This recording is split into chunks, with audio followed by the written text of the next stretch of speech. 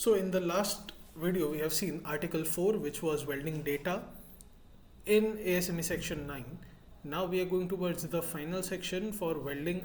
At least it is going to be the article 5, which is talking about standard welding procedure specifications. Standard welding procedure is listed in mandatory appendix E and may be used when the requirements of the ASME boiler and pressure vessel code section 9 is specified. Organization adopting the new SWPSs shall adopt the SWPS edition listed in current edition of ASME section 9. Earlier edition listed in 1998 edition of the section 9 or later have been adopted and properly demonstrated as required and hereby remain valid. That is, we generally have to use a latest SWPS, but whatever WPS are after 1998, they are properly vetted and you can use them as it is.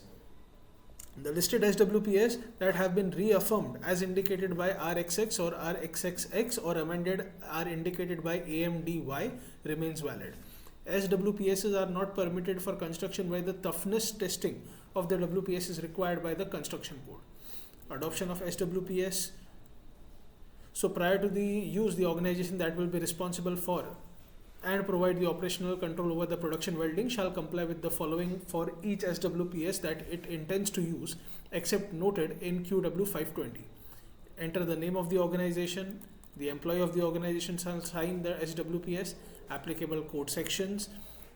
Organization shall weld and test one groove weld coupon following the SWPS, and it shall record these information: specification, type, grade of base metal, groove design, initial cleaning method, absence or presence of backing, ASME or AWS, specification and classification of the electrode and filler metal, size and classification of tungsten electrode, size and consumable electrode of the filler metal, shielding gas, flow rate for TIG and MIG weldings, preheat temperatures, position of the weld. If more than one process or electrode type is used, the approximate weld metal deposited thickness for each process or the electrode, maximum interpass temperature, post weld heat treatment requirements, that is heating requirement, holding time and the temperature range, visual testing and mechanical testing, and the results of non-destructive volumetric examinations.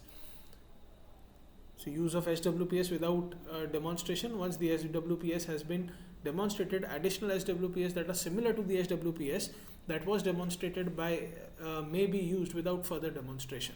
So once you have to demonstrate, but if you are using other SWPS that is identically same, then again a new qualification is not needed. Okay. Then you have forms, production use of SWPS. As with any WPS, the welding that is done following the SWPS shall be done in strict accordance with the SWPS in addition to the following requirements. So these are the requirements that are given if you are using SWPS. SWPS you will get in Appendix E, which is generally available with AWS. You can identify them, you can see what kind of SWPSs are available there, and you can certainly buy them and you can use them. Okay. Now let's see example of how to make a WPS and how to make a WPS, what should be the requirements on the WPS and what are the requirements on the PQR. So this is a recommendation that is given, that is form number QW 482. So organization name, by welding procedure specification number, date, supporting PQR number, revision date, welding process, type of welding, that is automatic, manual, machined, semi-automated, joints. The detail about the joints is given in QW 402. So joint design, root spacing, backing material, all of these things should be there. Base metal, P number, group number, 2P number, group number, grade number, UNS number, chemical and analysis and mechanical properties, thickness, maximum pass thickness, all of these should be written as per the requirement of QW 403. Filler metal is written in 404. So specification number, AWS number, F number, A number, size of the filler metal product form, supplemental, all of these things are to be there. 405 is position, 406 is preheat, 407 is post weld heat treatment, gas characteristics, electrical characteristics, technique is 410. So all of these things are generally to be there in a WPS. So generally while we make a WPS, we'll refer this and identical WPS would be made, but all of these data will be filling out. Okay, then we'll have a PQR. So we'll make a sample as per the required WPS, and then we'll check it as per the requirements of PQR, that is procedure qualification record. We can do multiple tests on it. You can do volumetric non-destructive examination. You can also do a mechanical test. So in PQR, procedure qualification record, organization name, procedure qualification number, date, WPS number, welding process, automatic, manual, semi-automatic, joints, details are written in 402, base metal details are written in 403, filler metal details are written in 404, 406 is preheat requirement, 405 is position, 406 is preheat, 407 is post-well heat treatment, 408 is gas requirements, 409 is electrical characteristics, and 410 is technique. Then you'll have the results of mechanical tests that are done. So you'll have tension test, bend test, toughness test, fillet weld test, and any other types of tests that are needed.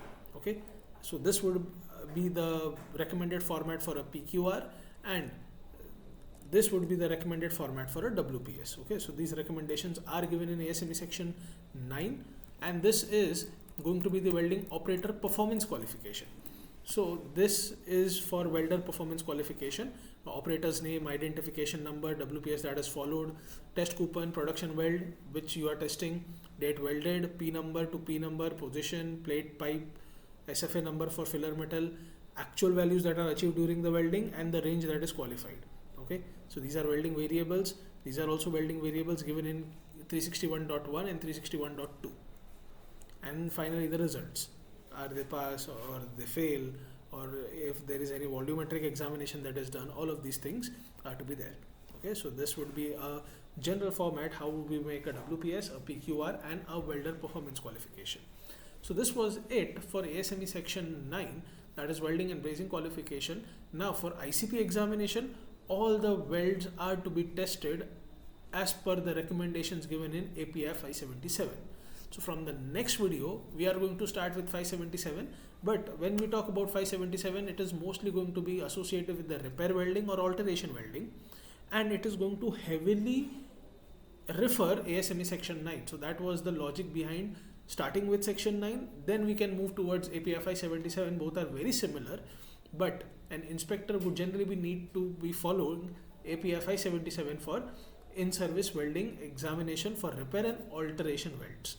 Okay, so that's it for this video, and from next video we'll be starting with API 577. Thank you.